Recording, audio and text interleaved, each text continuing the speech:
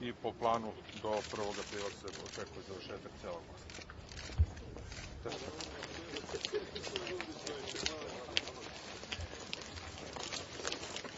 Biće vam reklamu?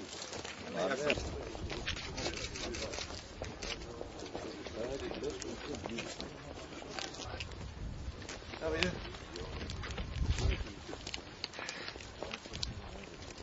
Dobar dan. Neka. Ja sam bolji. Dobro, kako ste vi?